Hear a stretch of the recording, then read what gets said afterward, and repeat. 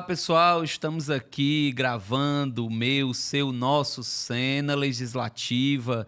Quero primeiro pedir para que você nos siga nas redes sociais, no nosso canal, no YouTube, no Spotify. Estamos aí em várias plataformas. Não deixe de curtir, compartilhar, divulgar essa ideia. E hoje o nosso tema são os dilemas da nossa democracia política, eleitoral, os dilemas que a gente vivencia e já faz muito tempo. E o nosso convidado é o advogado, o escritor, presidente da Comissão de Direito Eleitoral do OAB, Dr. Fernandes Neto, que vai aqui trazer uma série de discussões. Primeiro, quero agradecer a sua participação aqui no nosso Cena Legislativa, que também é um espaço de democracia, também é um espaço em que a gente trata aqui de temas, dilemas, de uma forma aberta, franca, transparente, como essas questões devem ser abordadas. O prazer é todo meu, Cleiton. Sou já um admirador seu, já o escuto há algum tempo, né?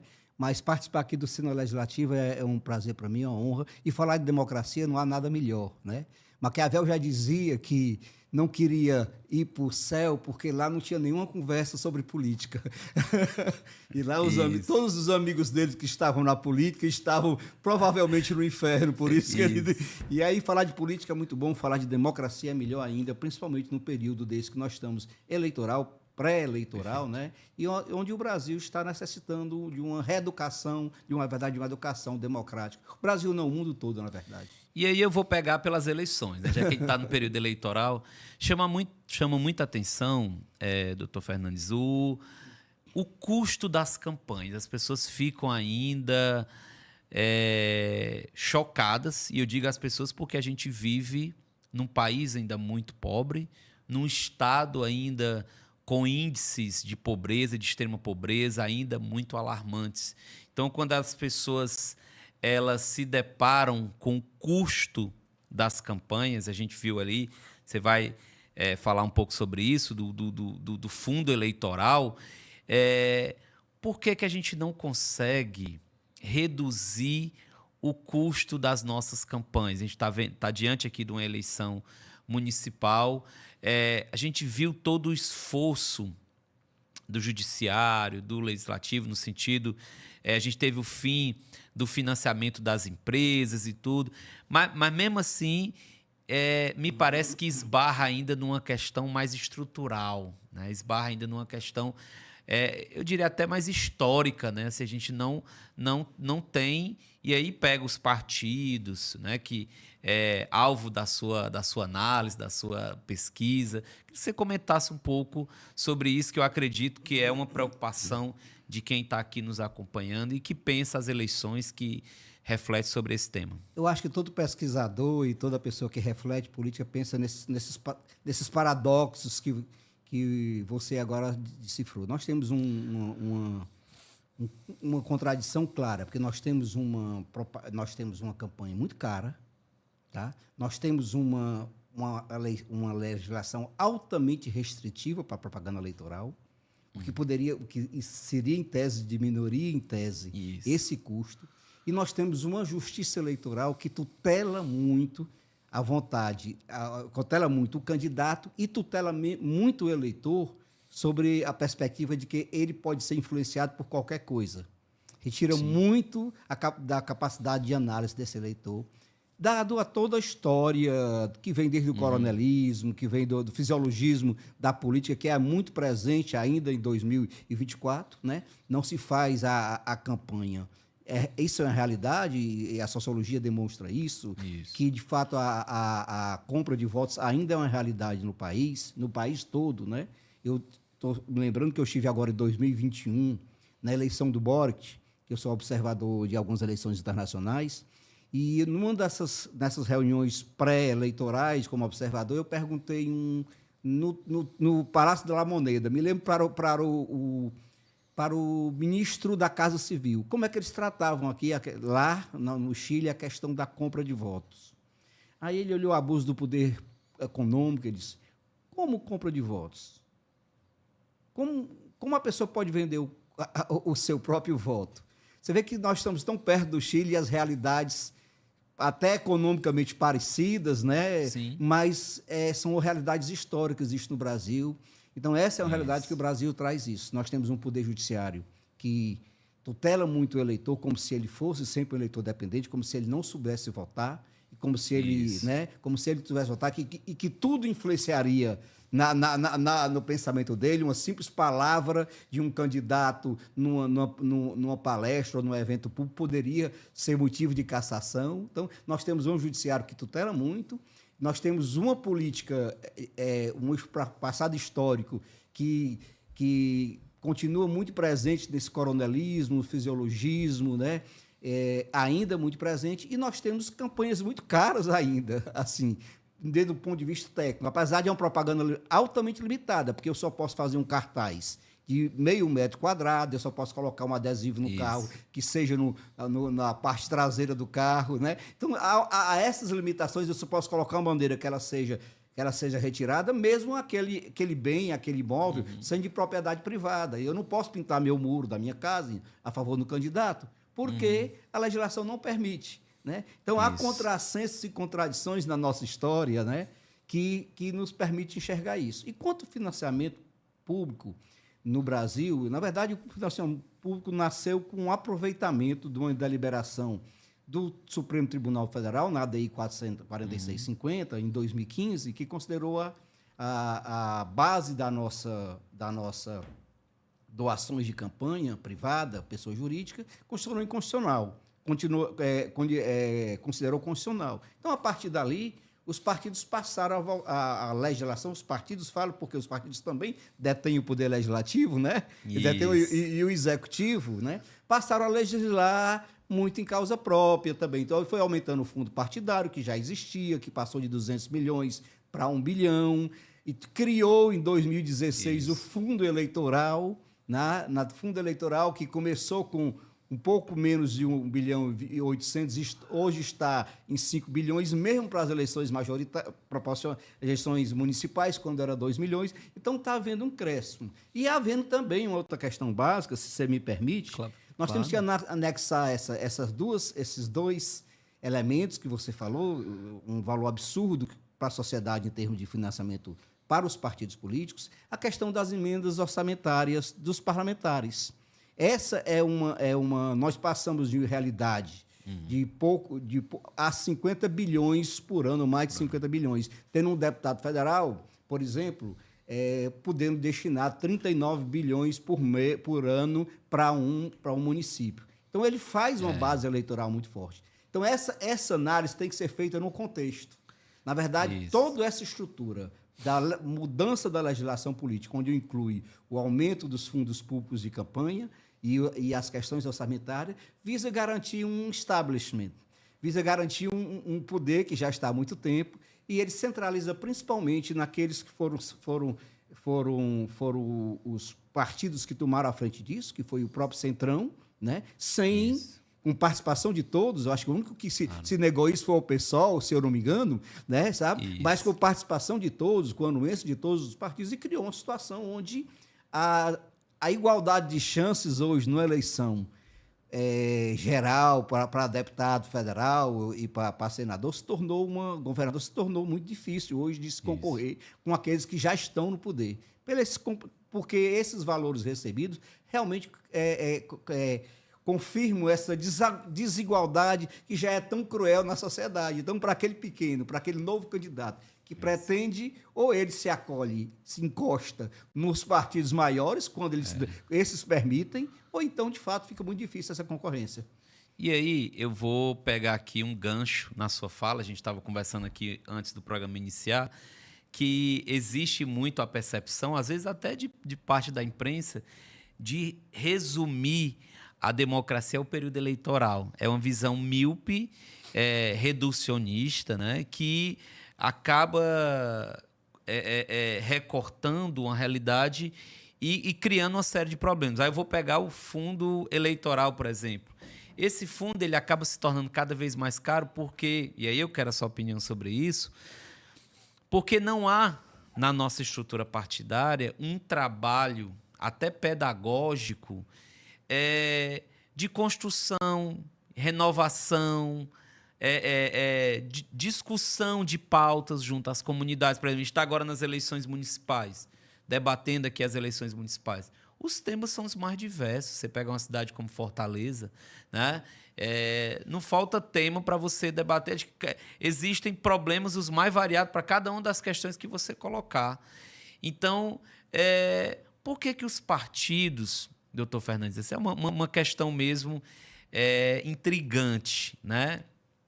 Por que os partidos não se apropriam dessas pautas num período para além das eleições? Ou seja, terminado o período eleitoral, terminado, apresentado, né, ter o dia da eleição, o pós-resultado eleitoral. Por que os partidos, aqueles que foram colocados pela população? Porque a população ela decide. A população decide quem é governo, a população decide quem é oposição, a população decide quem é maioria, quem vai ter espaço no parlamento, não é? Então, esses partidos, por que não há, né?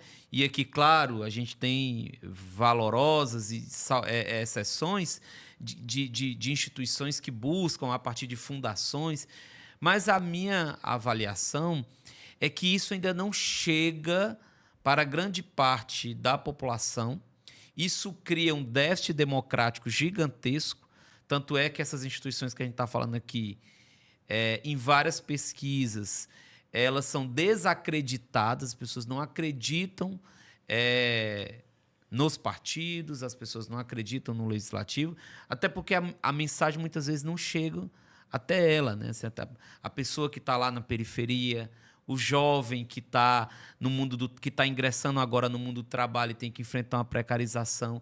Então, como é que você percebe isso, já que você pesquisa também essa construção dos partidos? Por que eles não se apropriam, Fernandes, dessa pauta que, a meu ver, aí eu vou fazer uma provocação, serviria até para diminuir o custo desse fundo eleitoral? Por quê? Porque se eu tivesse uma identificação, uma conexão com o meu eleitor, que são os mais variados, você tem a bandeira ambiental, você tem a bandeira dos neoliberais, você tem a bandeira dos trabalhistas, se esse vínculo ocorresse, como a gente tem em estruturas partidárias mais consolidadas e históricas, né, como a gente vê em alguns países europeus, algumas tradições, você mesmo mencionou aqui o Chile, diferentes tradições partidárias, por que no Brasil a gente não conseguiu que os partidos se apropriassem dessas bandeiras, dessas discussões para além desse período que a gente está vivendo, hein? É uma realidade no Brasil, de fato. E eu pesquisei muito sobre e estou me lembrando aqui da Maria Campelo, e ela fala, Maria José Campelo, ela fala uma coisa muito interessante, ainda da Segunda República, ainda lá da Quarta República, do 45 a 64. Diz que os partidos, na verdade, foi a primeira experiência democrática que nós tivemos, partidária, né? Mas uma das características desse período é que os partidos não se institucionalizaram. Tá? Então, eles eram partidos políticos, eles serviam para a competição eleitoral, mas eles não se institucionalizavam. Se institucionalizar significa o quê, na minha expressão? Ter bandeiras próprias, ter proposta de políticas públicas. Né? Então, na verdade, os partidos estavam sempre atentos para a competição eleitoral. E, de fato, depois da reabertura democrática no Brasil, isso permaneceu da mesma forma. Os partidos hoje são competitivos, visam a eleição e muitas vezes se abstêm da própria filosofia partidária, da própria pautas que defende em razão da competição eleitoral. É muito comum, por exemplo, você ver que partidos que não sustentam temas como aborto, como temas mais complicados economicamente, inclusive, alguns temas que podem chocar a sociedade ou perder voto, em razão para defender a sua barreira, da sua questão eleitoral, sua competição eleitoral. Então, no Brasil, a democracia partidária se resume hoje à competição eleitoral. E você vê uma coisa muito fácil, ainda hoje, em 2024, nesses meios, nesse ano, nesse período tão polarizado de 2018 para cá no Brasil, 2022, principalmente a eleição, você vê hoje coligações improváveis ainda acontecendo no interior do Estado. Né? Eu por exemplo, tive agora recentemente, vi partidos de esquerda ligados ao PL em convenções municipais. Né? Então, assim, na verdade, você vê... E tem muito a ver também com um fenômeno mundial que se diz, que é a questão exatamente da política econômica do neoliberalismo.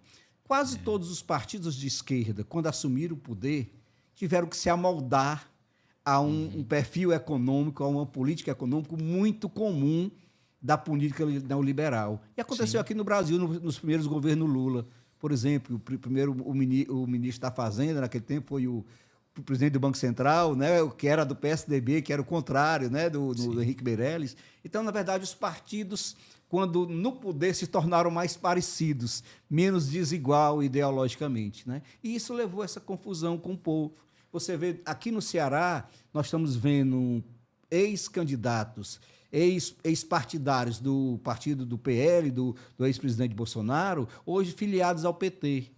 Né? Hoje filiados ao PT. Então, você ainda há essa pouca institucionalização do partido quanto à ideologia. Né? Talvez um descuido dos próprios... Com certeza, um descuido dos próprios partidos e o desapego total daqueles que competem pela questão ideológica. Porque se eu fui Bolsonaro na eleição de 2022... é difícil eu dizer que eu estou no PT hoje. Né? E nós temos muito caso desse no Brasil todo. Então, na verdade, a competição eleitoral, ela tratou... Por quê? Porque está em jogo muita coisa. Governo, estrutura partidária, estrutura organizacional, às vezes a vida de muitas pessoas no interior do Estado, aqui em Fortaleza, grupo que comanda, as consequências políticas, passaram a ter muito valor essas circunstâncias e tirou da política um pouco muito da democracia, que é aquela ideia, troca de ideias, de compromissos políticos, de plano de governos ideológicos. Né? E os partidos, na verdade, vivem para a competição eleitoral. Né? Eles não têm vida partidária. Com exceção do PT, do Rede e do PSOL, porque eu fiz uma longa pesquisa no último livro que eu lancei, que eu trato exatamente de democracia em partido. O que você chama de vida partidária? Eles não têm... nós temos no Brasil mais de 16 milhões de filiados. Né? Nós temos mais... Quando é que você vê convenções partidárias para discutir, para deliberar assuntos sobre política, sobre a política econômica, sobre a política de um município, sobre as necessidades, a não ser no período eleitoral? E todos eles criaram uma estrutura de chefia que o poder do partido está galgado nas comissões executivas. Então, na verdade, nas cúpulas partidárias. Nós continuamos ainda com partidos oligárquicos, com intervenção, ou seja, sem dar vida. Então, é muito normal você enxergar, Cleiton, no interior do Estado, você perguntar a uma pessoa, e eu tenho essa vivência de trabalhar há mais de 30 anos no direito eleitoral como advogado, chegar uma pessoa e lhe perguntar qual é o partido que você está afiliado? Aí ele analisa aqui, a pessoa pensa e diz, qual é o partido que o meu chefe político está afiliado? Se ele mudou para esse ou para ele diz, não, eu estou no partido fulano de tal.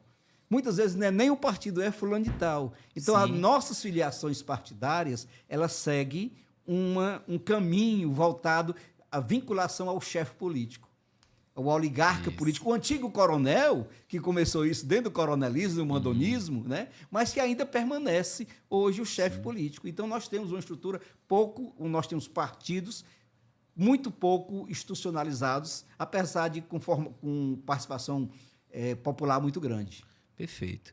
Doutor Fernandes, com relação à informação, você que acompanha o cenário das eleições, além de pesquisador e de operador do direito, mas também como cidadão, a gente teve uma mudança na questão da informação do eleitor, que antes o eleitor ele era abastecido de informação pelos mecanismos de rádio e TV.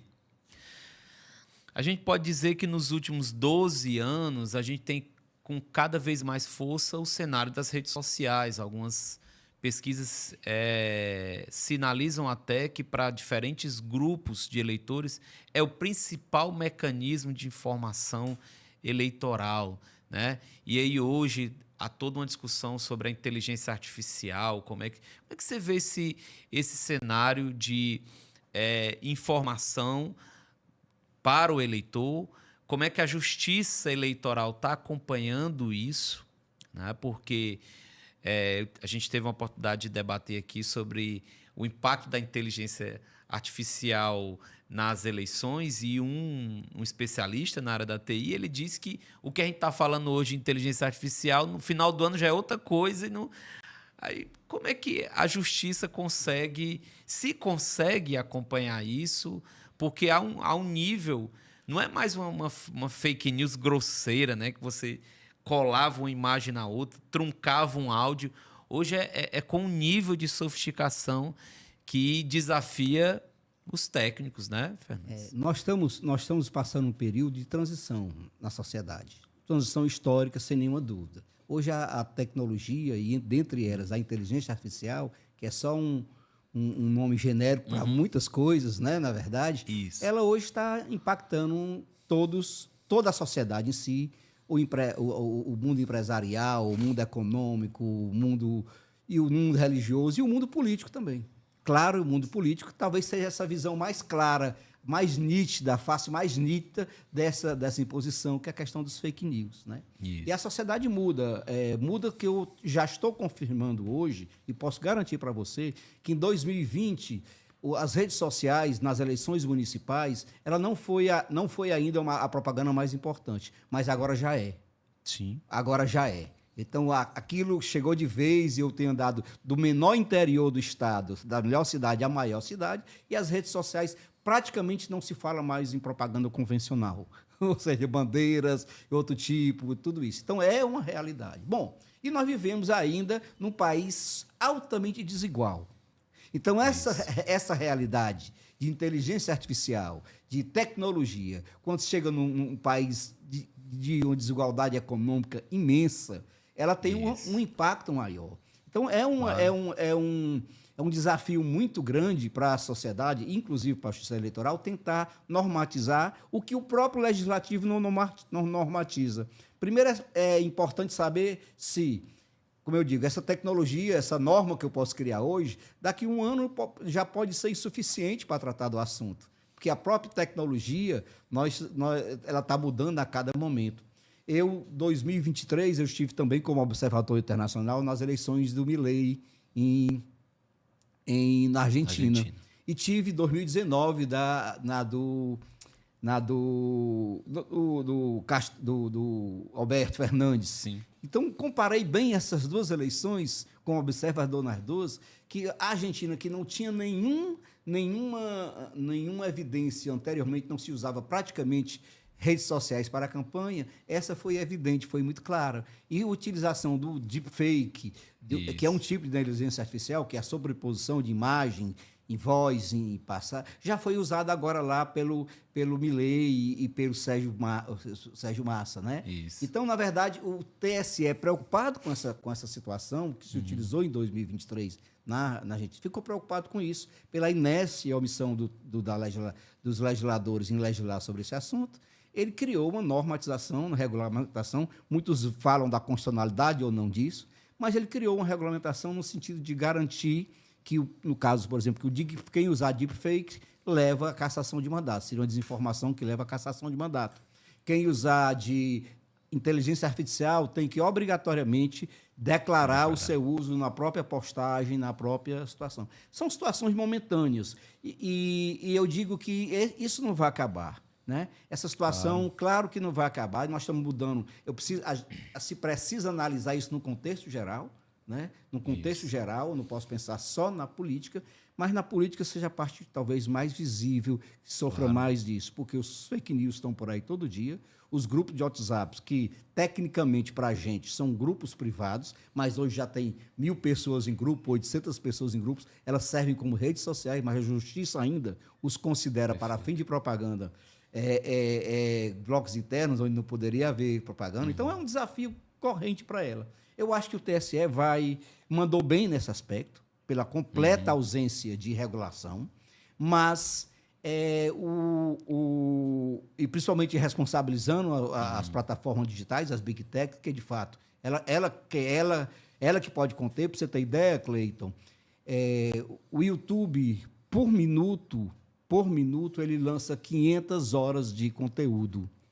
Então, nenhum humano consegue, talvez, terminar o dia vendo na vida todo o conteúdo que ele lançou hoje nas redes sociais. Então, isso É muita coisa. Essa garantia esse fluido, esse filtro, pode ser feito por humanos também. Isso. Né? E a justiça eleitoral ele vai pegar pontualmente, claro, alguns casos, né? Pontualmente alguns casos que de fato pode ser comprovado, como já pegou no caso do presidente Jair Bolsonaro, no caso da fake news sobre a eleição, que de uma certa forma gerou a consequência da sua inegibilidade, como pegou no deputado Francisquinho, deputado estadual do Paraná mais votado, que usou aquele fake news do dia da eleição. Né? São casos pontuais que vão referendar a vida do judiciário. Mas a tentativa de impor, eu nunca vi, na história das tecnologias, lendo recentemente, inclusive, eu nunca vi uma tecnologia, a sociedade poder conter uma tecnologia. É verdade. A contenção tecnológica já ultrapassou todas as barreiras. A bomba atômica foi criada por a energia atômica foi criada por uma situação e foi utilizada numa bomba. E aí todas as situações vai... E aí tem a utilização por bem e por mal. Se não for por educação, pela sociedade, ninguém consegue nada, não. Perfeito. Quero agradecer, doutor Fernandes Neto, aqui. Um tema extremamente empolgante. Aqui a gente poderia passar horas. Porque a gente está falando não apenas das eleições de 2024, falando sobre os dilemas da própria democracia eleitoral. Quero agradecer a sua participação. Eu que agradeço, Cleiton. É uma oportunidade aqui. Eu passaria horas com você, né, sabe, aqui.